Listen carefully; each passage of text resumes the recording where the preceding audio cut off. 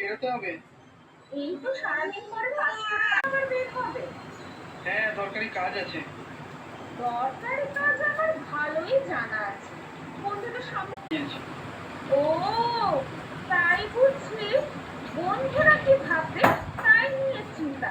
আর আমাকে যে বিয়ে করে নিয়ে এসেছো, তোমাকে নিয়ে আবার আমার কি চিন্তা?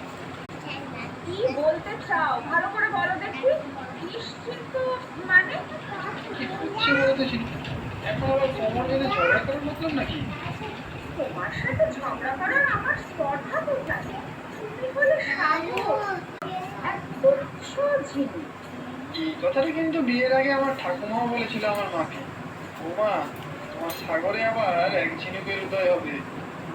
সাগর, প্রথমবার শুনে আবেগে কেমন ভেসে গিয়েছিলাম। ঝিনুক